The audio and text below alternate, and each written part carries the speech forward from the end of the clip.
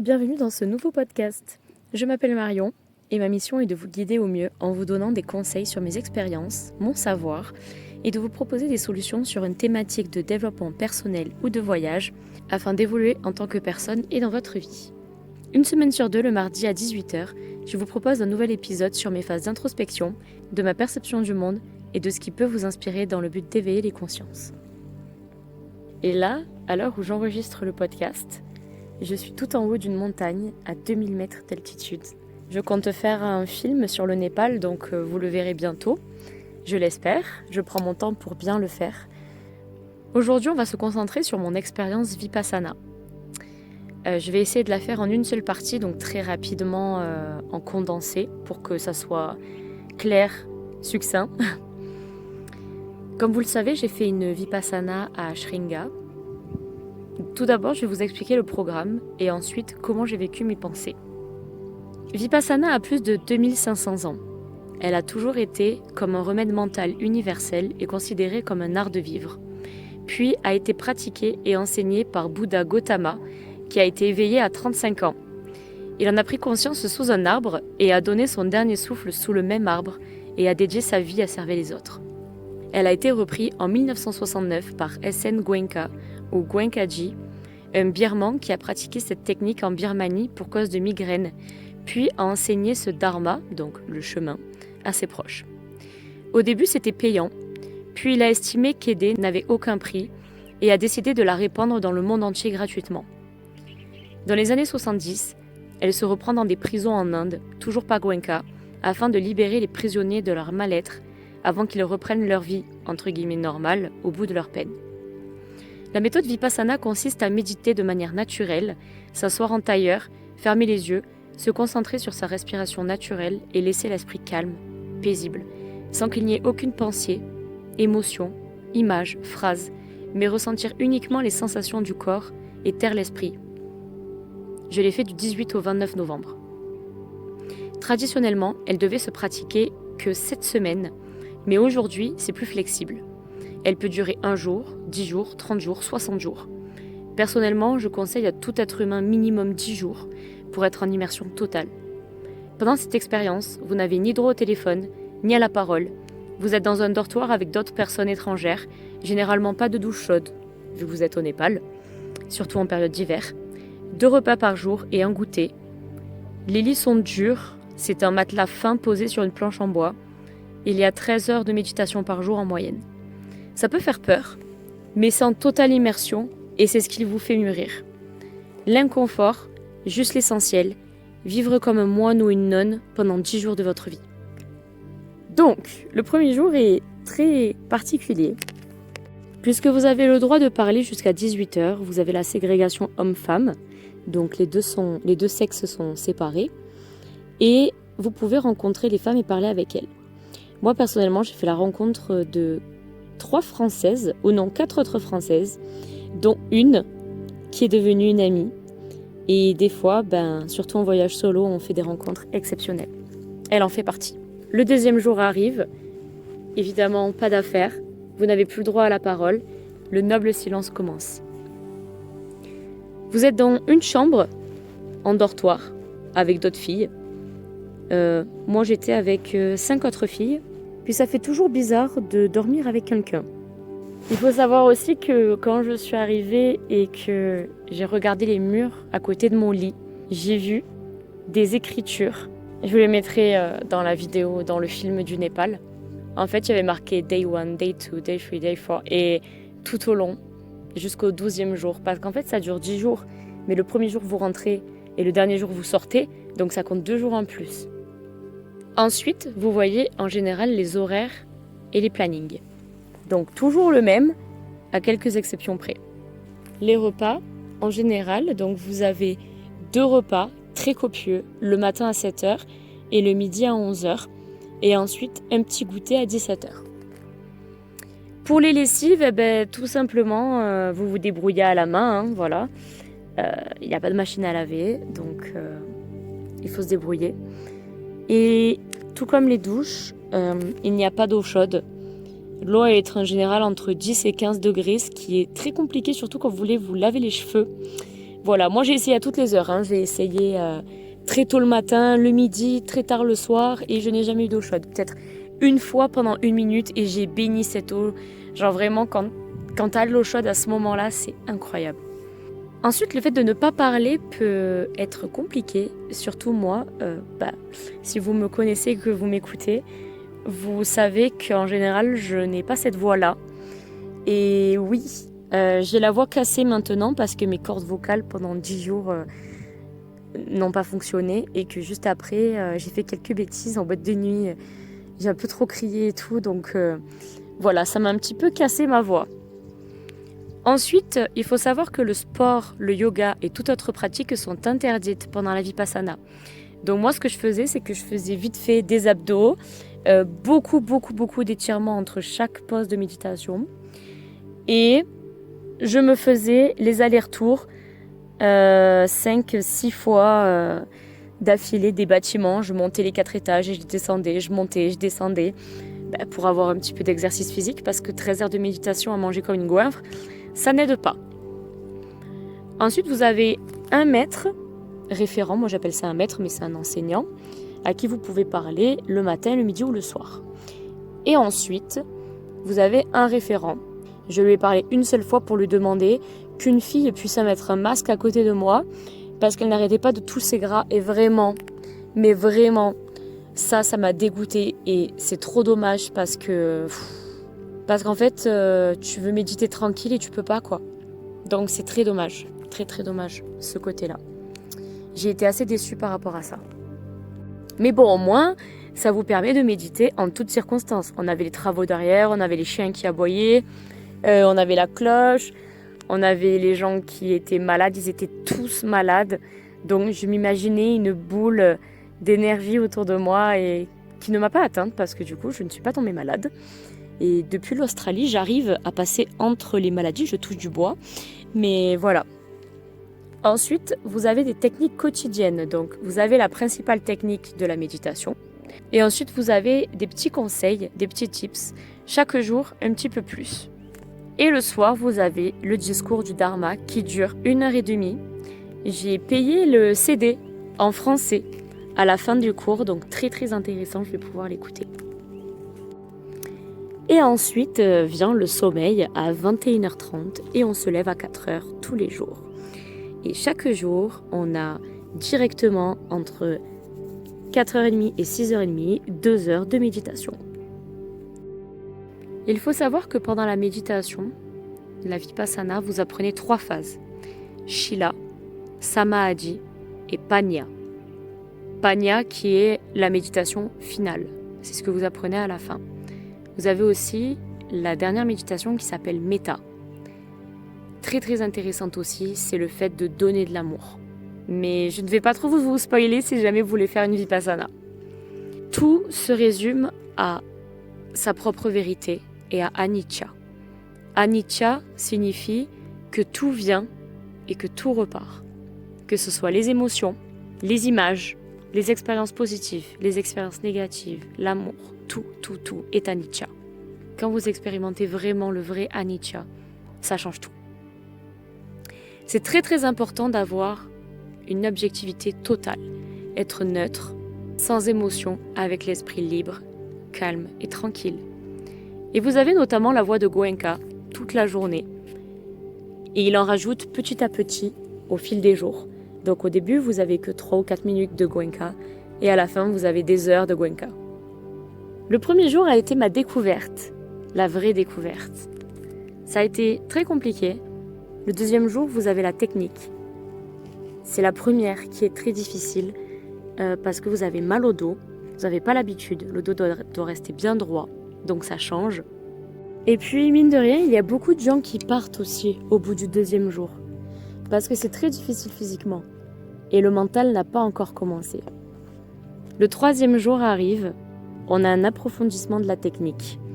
Ça vous brouille un petit peu le mental. L'esprit est très difficile à gérer. Au début, en fait, je ne m'imaginais pas réussir à garder le mental calme et sans rien dans la tête. Et en fait, si vous commencez à bien expérimenter Vipassana et à bien l'utiliser correctement, Déjà de 1, vous arrêtez de dormir parce que la vraie méditation, vous êtes ultra conscient. J'ai jamais été autant consciente de mon corps que pendant cette méditation-là. Vous commencez à ressentir les énergies, les vibrations, comme si c'était des petites fourmis partout dans votre corps. Puis vous commencez à comprendre vraiment la technique, à quoi elle sert. Et là, les traumas commencent à remonter à la surface. Et il faut dire que les 3 premiers jours, j'ai eu mon herpès qui est ressorti uniquement aux gencives. Et en fait, quand j'ai appelé ma mère après la Vipassana, elle m'a dit « Mais Marion, tu sais que tu en avais aux gencives pendant la première poussée d'herpès. Et normalement, ça arrive que la première poussée. » Et après, j'ai eu mes règles, le 5e jour.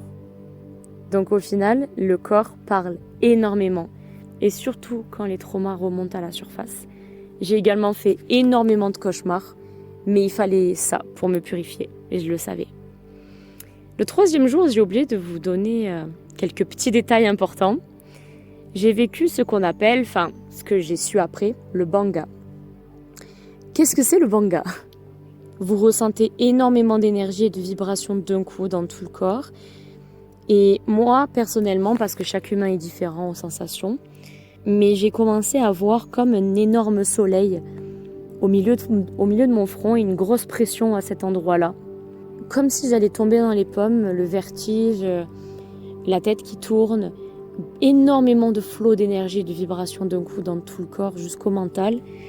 Et là, tout s'arrête, le mental s'arrête, le corps commence à flotter et tout devient beaucoup plus serein, beaucoup plus paisible. Et je pensais à rien. Rien du tout. Il n'y avait rien qui venait dans mon esprit. Et c'est resté vraiment pas longtemps. Et après ça, c'est reparti comme c'est venu.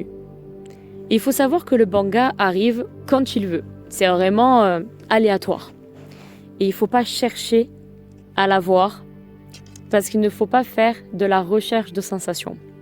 Tout doit arriver naturellement et objectivement et vous devez uniquement regarder votre corps. C'est tout. Jour 4, 2e technique. Et là, 4 heures d'affilée l'après-midi. Très compliqué. Tout le monde épuisé, exténué.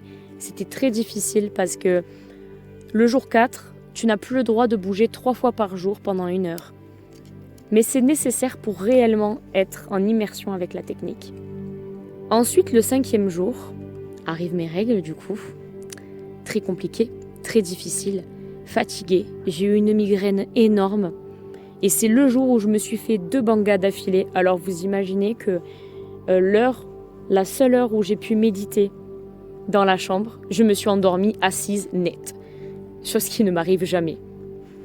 Jour 6, je comprends enfin la technique. La position commence à vraiment être ok. Et vu que la douleur fait partie de Anicca, que ça arrive et que ça repart, j'ai su être complètement objectif à ce niveau-là. Et au final, ne plus ressentir aucune douleur. Et qu'est-ce que ça fait du bien. Toujours avec mes cauchemars, mais arrive le jour 7. Et c'est vrai qu'en fait, le matin, les 2 heures de technique sont très très difficiles. Parce que 2 heures de méditation de 4h30 à 6h30 directement quand tu t'es levé après énormément de cauchemars en détail, parce qu'il faut savoir que moi en plus je vis mes rêves, très très difficile, extrêmement difficile. Donc j'arrivais clairement jamais à méditer pendant 2 heures d'affilée. J'ai cru que c'était que moi, parce que je voyais vraiment tout le monde sans aucun bruit avec leur plaid, rien du tout. Et quand on s'est parlé après le 12e jour, enfin le 10e et 11e jour, je me suis rendu compte que c'était pareil pour tout le monde, que tout le monde avait galéré, et qu'au final les maîtres, les enseignants ne servaient pas à grand chose. Quand j'ai vécu ce fameux banga la première fois, je suis allée la voir, je lui ai tout expliqué en anglais, et elle m'a répondu en anglais, est-ce que tu fais de la méditation ? J'ai dit non, j'en fais jamais. Elle me dit, ok c'est bien, continue. Donc je lui ai posé la question surtout. Je lui ai dit mais comment ça se passe ? Est-ce que c'est un banga ? Est-ce que c'est autre chose ? Est-ce que c'est des vibrations ? Est-ce que c'est autre chose ? Est-ce que c'est juste mon ego ? Est-ce que c'est autre chose ? Elle me dit, tu auras la réponse demain. Bon. Ok. Du coup j'attends, j'ai décidé d'attendre et de voir. Donc le 7e jour arrive. Spoiler alerte, j'arrive dans une cellule d'isolement. L'après-midi, on reste 1 heure dans une cellule d'isolement dans le noir complet, noir total. Et les murs sont extrêmement bien isolés, donc on n'entend rien. C'est une toute petite pièce de 3 mètres sur 2, je dirais, juste pour s'asseoir, avec un coussin au milieu. Je commence à m'asseoir. Elle me dit, si tu veux allumer la lumière, tu peux. Si tu veux la laisser éteindre, tu peux. Évidemment, j'ai tout laissé éteindre pour avoir vraiment une expérience incroyable. J'ai cru aussi devenir folle parce que j'ai commencé à toucher les murs pour capter les énergies. J'ai essayé de regarder mes mains et je commençais à voir des petites boules lumineuses de partout. Et je faisais ok, là c'est ouf. Marion, ça fait des années que t'attends ce moment-là. Alors vas-y, lâche-toi, pleure, fais ce que tu veux. Mais il faut pas que tu laisses passer ce moment-là. Donc je me suis forcée et j'ai vécu ce que j'appelle moi un banga inversé. Avec le flot d'énergie, mais cette fois-ci pas positive. Toute la négativité que j'avais en moi, tous mes traumas passés, tout ce que j'ai vécu de difficile, tout est ressorti. J'ai eu beaucoup de mal à respirer. J'ai dû mettre ma tête par terre. J'ai commencé à reprendre mon souffle tout doucement. Ça a dû durer 5 bonnes minutes, mais c'est très très long. Surtout quand on médite, c'est très très long. 5 bonnes minutes. Et là, j'ai dû reprendre mon corps, ma proprioception, capter les moindres sensations de mon corps et juste les laisser passer. Anicca. Et j'ai réussi à laisser passer. Et le problème, c'est que j'ai recherché cette émotion. Je me suis dit, Marion, c'est pas assez. Il faut que tu le revives. Vas-y, reforce. Encore. C'est pas fini. Je sentais toujours qu'il y avait un truc. Le problème, c'est que l'être humain est tout le temps en recherche d'émotions et de sensations. Et en fait, j'ai appris que c'était pas bon. Et le soir même, j'ai eu ce discours-là du Dharma qui disait « Vous aurez envie de rechercher ces sensations-là, mais n'oubliez pas que tout est anicca et que tout doit être objectif, donc vous devez laisser passer. Autant que c'est arrivé, vous devez laisser repartir. » Et donc j'ai compris qu'en fait, j'étais super fière de moi et que ce que j'avais vécu, c'était incroyable. Et que c'était nécessaire pour mon épanouissement, que j'avance dans ma vie tout simplement, il fallait que je passe cette étape-là. Le jour 8 arrive et honnêtement, je m'en souviens plus trop. C'était assez rapide. Et comme je n'étais plus en recherche de sensations, je n'ai pas vécu de banga particulier, je n'ai rien vécu de particulier. Mais par contre, la vibration arrive au bout de 3 minutes.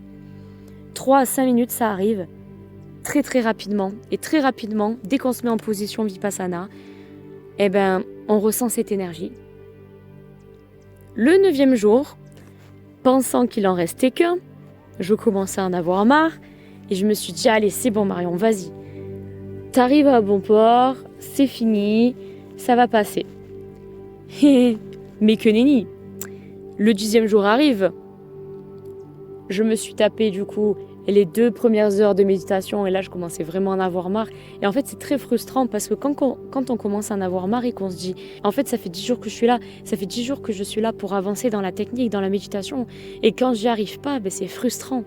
Oui, mais en fait t'as fait déjà tellement de beaux parcours, tellement de belles expériences, tellement de beaux chemins de vie et surtout ce que je me disais c'est que j'avais aussi des problèmes à régler personnellement, j'avais des choses à traiter, des sujets de vie, comme tout le monde. Et en fait, au lieu d'être frustrée, je me laissais 2 heures par jour pour méditer uniquement sur ça. Ou quand j'y arrivais pas à méditer, je me focalisais sur un sujet de vie, ce qui m'a vraiment aidé à avoir les réponses à mes questions. Donc le matin, j'avais 2 heures de méditation le jour 10, et je pensais que c'était fini. Et là, on avait le droit de parler. Donc tout le monde commence à parler entre eux. Et moi, première chose que j'ai dite, je sais plus trop, je crois que ça a été « j'en pouvais plus » ou je crois que ça a été « je vais tous les tuer » parce que tout le monde toussait depuis 10 jours et c'était insupportable. Mais ça, c'est pas bien. Et c'est un sankara. Un sankara, c'est quand on réagit aux sensations et aux émotions. En fait, vu que tout est censé être objectif, lorsque vous commencez à réagir, à avoir des réactions, que ce soit positif ou négatif, c'est un sankara. Donc j'ai dit à ma pote, Ah non, franchement, c'est pas bien, mais c'est trop un sankara, mais j'en pouvais plus des gens qui toussaient et tout. Je pensais commettre un meurtre, c'était insupportable. Toute la journée dans mon oreille, les gens qui te touchent dessus, ils ont pas de masque, ils mettent pas la main. Un autre type d'hygiène au Népal, hein. Faut pas être princesse du tout, hein. Faut être prêt à ne pas se doucher pendant 10 jours, ne pas avoir d'eau chaude, à porter les mêmes habits tous les jours, puer, ne pas avoir de déo. Donc voilà. Et ensuite, je vois un panneau de l'après-midi jusqu'à 22h. Et j'ai dit, mais qu'est-ce que c'est ça? Ma pote, elle me dit, c'est le programme de la journée. Je dis, mais attends, mais on part pas là? Elle me dit, non, mais on part demain matin. Je lui dis, mais attends, mais on n'est pas le 29, j'ai tout calculé. Parce que je m'étais référencée à l'anniversaire de ma mamie le 23. J'ai cru qu'on était le 29. Elle me dit, non, on est le 28, c'est demain le 29. Ok, bon, je me tape encore une nuit. Je me tape encore une nuit. Alors que j'avais déjà préparé toutes mes affaires et tout, ok. Donc l'après-midi est en fait plus focalisé sur la rencontre avec les hommes, la visite de leur espace, parce que les deux espaces étaient séparés. Puis il faut savoir aussi qu'en fait, et que les minutes étaient des heures, en fait, on marchait à la queue leu-leu, comme des gens qui rentraient dans des camps de concentration, à la queue leu-leu, et on essayait de marcher et d'analyser nos pas après l'autre, pendant 10 jours, toute la journée. Oui, c'est très compliqué au début, mais en fait, l'être humain a une capacité d'adaptation énorme, mais vraiment énorme. Et on voit vraiment la différence. On voit vraiment un avant-après. Donc, je reviens sur ce 10e jour, où l'après-midi, en fait, vous avez ça, et puis vous pouvez acheter les DVD, acheter des livres et toutes sortes de choses, et puis vous pouvez donner la donation vu que la Vipassana est gratuite. Vous avez également le fameux film sur la prison, enfin nous au Népal en tout cas on a eu ça. Ça a été tellement poignant. Et en fait vous voyez vraiment ce que les gens vivaient, les prisonniers vivaient en Inde par rapport à Vipassana. Et anecdote, les prisonniers ont dit que Vipassana était pire que la prison elle-même. C'était quand même assez poignant. Jour 11, enfin. 2 heures le matin de méditation, un dernier discours, une dernière technique apprise, la fameuse méta, le partage d'amour. Très différente de Vipassana, mais extrêmement puissante. Et ensuite, vous êtes libéré. Et c'est rigolo parce que je finis mon podcast sur ça et je vois le soleil qui vient de se coucher. Et vous pouvez enfin récupérer vos téléphones portables et vos affaires. Et alors là, pendant 10 minutes non-stop, vous avez tout qui défile, les notifications. Et donc, on s'est dit là, avec ma pote, qu'est-ce qu'on fait après? Qu'est-ce que tu veux faire, toi? Elle me dit, moi, je compte aller à Chitwan. Je dis, moi aussi. Elle me dit, viens, on fait un safari ensemble. Je dis, vas-y, let's go. Du coup, on a fait un safari de 3 jours ensemble. C'était vraiment trop génial, mais vous allez tout voir en vidéo. Est-ce que je me suis libérée? C'est ça la question, parce qu'au final, c'est le but de Vipassana. Je dirais que je me suis libérée, oui, en partie. Je dirais à 60%, ce qui est énorme, parce que j'ai vraiment bien réfléchi et j'ai eu le temps de réfléchir à tout, seconde après seconde, minute après minute et heure après heure. Et oui, j'étais libérée en partie. Il me reste 40%, très très long 40%. On vous dit qu'après, c'est très bien de continuer Vipassana chez vous, 1 heure le matin, 1 heure le soir. J'avoue que là, j'avais besoin de respirer, de prendre l'air, de continuer mon road trip au Népal, sachant qu'il me reste là encore 1 semaine et que tous les jours sont très précieux. J'essaye de me garder quand même 1 demi-heure, quand je peux, pour me faire des étirements de yoga et pour me faire une Vipassana. Et directement, je ressens les vibrations. Et c'est génial. Il ne faut pas être addict aux sensations. En fait, c'est ça la différence. C'est que très souvent, on dit qu'on est addict à l'alcool, à la drogue, au sexe, à autre chose. Mais en fait, on n'est pas addict au sujet. On est addict aux sensations que ça nous procure. Et c'est pour ça que Vipassana nous apprend à être complètement purifié par rapport à ça. Arrêtez de mettre l'ego de côté. Parce qu'en fait, l'humain est régi entièrement par l'ego. Et j'ai appris à le percevoir. Je pensais que je n'avais pas d'ego en tant qu'être humain. Et en fait, absolument tout le monde est régi par l'ego. j'ai appris à faire la différence, à faire la distinction. Moi, je pensais que j'avais juste besoin de reconnaissance. Et en fait, non, j'ai pas juste besoin de reconnaissance.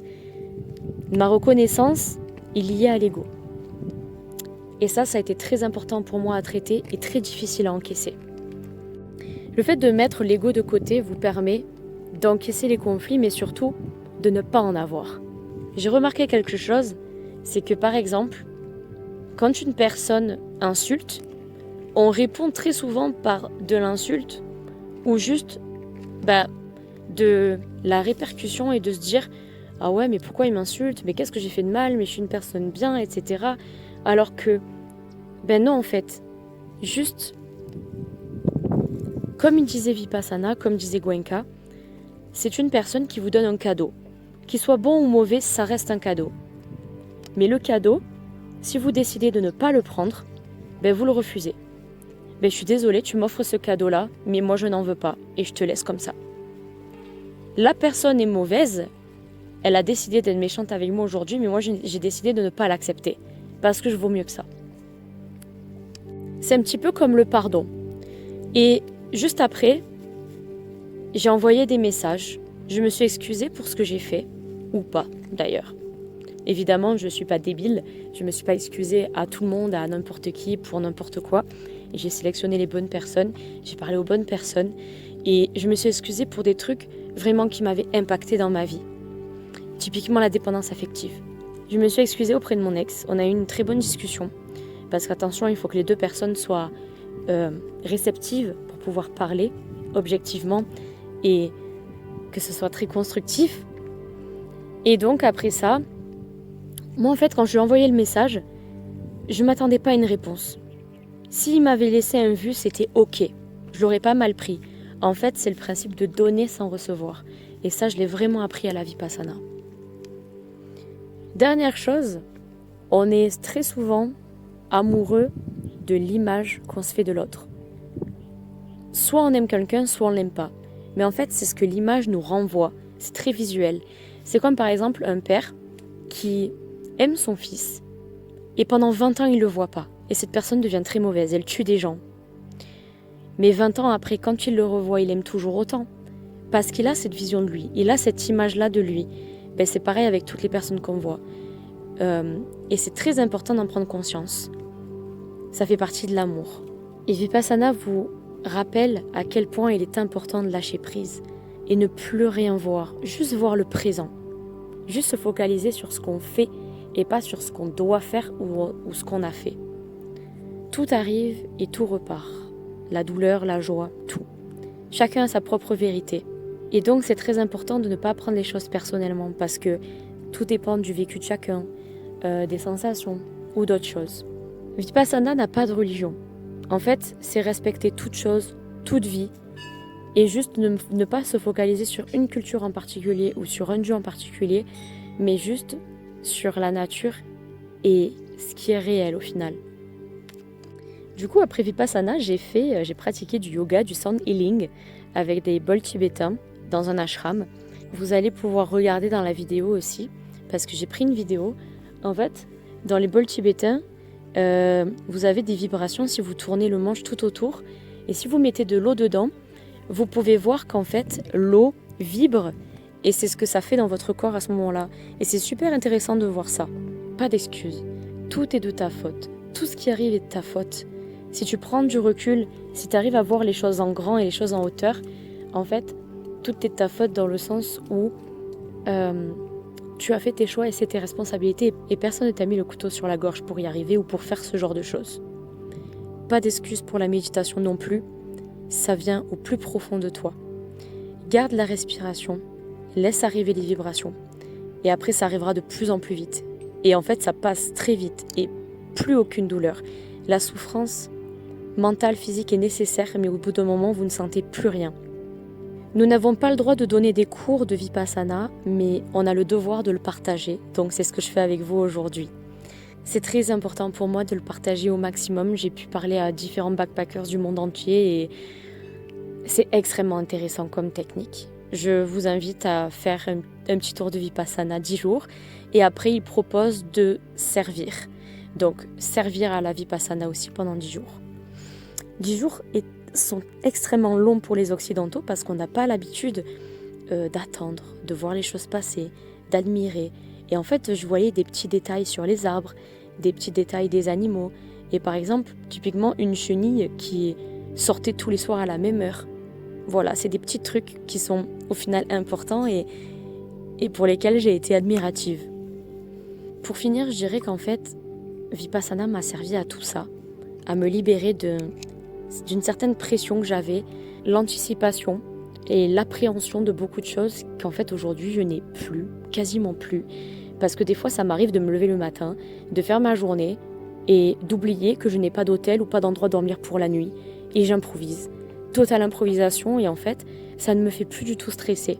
Et j'étais pas comme ça il y a 6 mois de ça. Et je dirais pas que c'est grâce à la Vipassana ou grâce à la méditation, mais juste ça m'a changé ma perception des choses, perception du monde. Et ça m'a permis aussi de voir ou de comprendre mes pensées, mais surtout de voir, de me conforter dans certaines idées que j'avais avant. Et au final, juste de concrétiser mes pensées et de me dire, en fait, j'avais la théorie, j'avais la pratique, mais il me manquait un petit bout de théorie, un petit bout de pratique, et là, je les ai. L'être humain veut se rattacher toujours à quelque chose.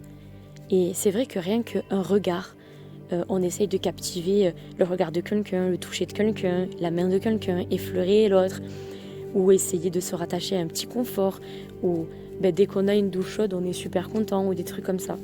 Et en fait, c'est là où je vois que l'humain, peu importe dans quel état d'esprit il est ou dans quel pays il est, il se rattache toujours à quelque chose dès qu'il le peut, au final.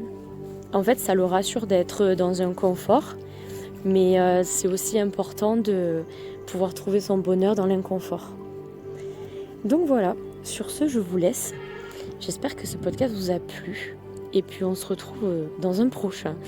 Et je vous laisse partager cette expérience, me dire ce que vous en pensez, me dire si vous avez déjà vécu Vipassana. J'aimerais bien avoir d'autres avis.